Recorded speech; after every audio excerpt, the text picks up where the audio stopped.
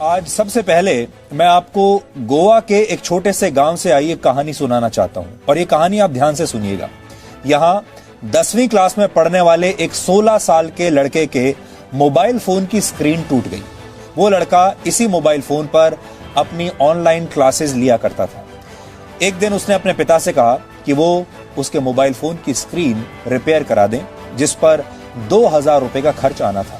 लेकिन लॉकडाउन की वजह से उस लड़के के पिता के पास कई महीनों से रोजगार नहीं था और वो इतना पैसा खर्च करने की स्थिति में थे नहीं।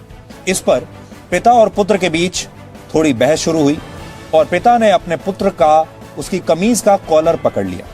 बेटे ने कहा कि मेरा कॉलर छोड़ दीजिए क्योंकि मेरे पास सिर्फ एक यही अच्छी शर्ट बची है, यानी एक ही कमीज बची है। और उसने अपनी शर्ट उतार कर कहा कि आप चाहें तो अब मुझे पीट सकते हैं। पिता के हाथ कांप गए और पिता ने कहा, ऐसा सोचा कि मैं पैसों का इंतजाम करके अपने बेटे से पिता ने कहा कि मैं तुम्हारा मोबाइल फोन किसी ना किसी तरीके से ठीक करा दूंगा, क्योंकि अभी मेरे पास सिर्फ 500 रुपए ही हैं और इस 500 रुपए से मुझे घर के लिए खाना खरीदना है, चावल खरीदने हैं। लेकिन इस एक घटना ने पिता और पुत्र समेत पूरे परिवार को तोड़ दिया। बेटा निराश हो गया और इसी महीने की 15 तारीख को इस छोटे से लड़के ने आत्महत्या कर ली। ये कहानी हमने आपको इसलिए सुनाई ताकि आप ये समझ सकें कि जब किसी परिवार के एक सदस्य का रोजगार छिन जाता है तो परिवार कैसे टूट जाता है और परिवार कैसे बिखर जाता है। और हमारे देश में ऐसे करोड़ों परिवार होंगे। सबसे बड़ी बात यह है कि टीवी पर, मीडिया में इसके बारे में कोई बात क्यों नहीं कर रहा। बेरोजगारी एक ऐसा मुद्दा है जो देश के 25 करोड़ परिवारों को सीधे तौर पर प्रभावित करता है, लेकिन मीडिया को इस बात से शायद कोई फर्क नहीं पड़ता।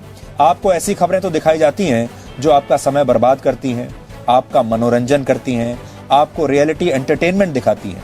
लेकिन हम इस सोच को बदलना चाहते हैं और इस बदलाव की शुरुआत हम अपने आप से करना चाहते हैं। और आप जानते हैं सारे न्यूज चैनल्स टीआरपी के पीछे ही तो भागते हैं और टीआरपी लेने के लिए ही तो आपको इस तरह के कार्यक्रम दिखाते हैं, इस तरह के डिबेट दिखाते हैं जिनको सुनकर आपके कान के पर्दे फट जाएं। रोजगार का मुद्दा, नौकरी का मुद्दा, ज्यादातर लोग रोजगार से संबंधित खबरें देखना चाहते हैं और ये जानना चाहते हैं कि उन्हें नौकरी कैसे मिल सकती है और कहां मिल सकती है, क्योंकि ये कोरोना संकट के बाद अब अगला बड़ा संकट यही है। हमने इस पर बहुत विचार किया और सोचा कि हम इस बारे में आपकी क्या मदद कर सकते हैं, सूचना देने में क्या मदद कर सकते हैं, क्योंकि मीडिया का जो पहला काम होता है वो होता है आप तक सही सूचना पहुंचाना और देश के युवाओं को यह बताएगा कि नौकरियों के क्षेत्र में उनके लिए कहां और कितने अवसर इस समय उपलब्ध हैं। रोजगार की कमी ने इस देश के लाखों परिवारों को कैसे तोड़कर रख दिया है, उससे जुड़े आंकड़े देखकर आप इस देश के लोगों की सोच आज बदल जाएगी।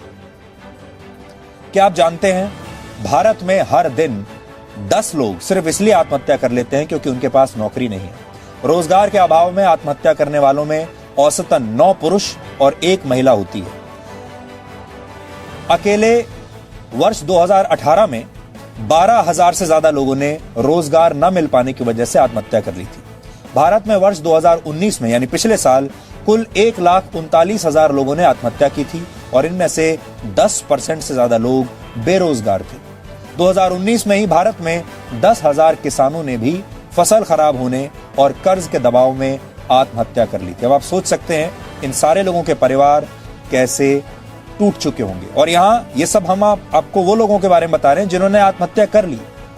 ऐसे करोड़ों लोग हैं जिन्होंने आत्महत्या नहीं की है, जो मरे नहीं हैं लेकिन जीते जी एक मृत व्यक्ति की जिंदगी ही बिता रहे हैं। इसके लिए आत्महत्या करने की जरूरत नहीं है, लेकिन जीवन उनका ऐसा हो चुका है कि अब जीने से भी कोई फायदा नहीं। अगर आप इस आंकड़े को पिछले 10 वर्षों के नजरिए से देखेंगे तो पता चलेगा कि 10 साल में करीब 2 लाख से ज्यादा युवा और किसान कमाई का जरिया न होने की वजह से आत्महत्या कर चुके हैं। अब आप सोचिए, पूरा देश ये तो जानना चाहता है कि सुशांत सिंह राजपूत की मौत कैसे हुई।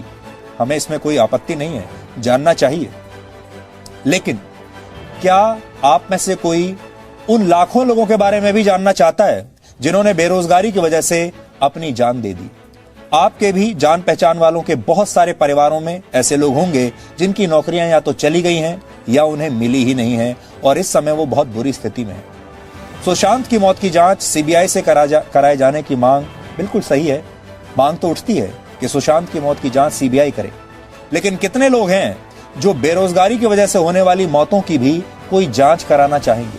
कितने लोग हैं जो बेरोजगारों की आत्महत्या के मुद्दे को सोशल मीडिया पर हर रोज ट्रेंड कराना चाहते हैं?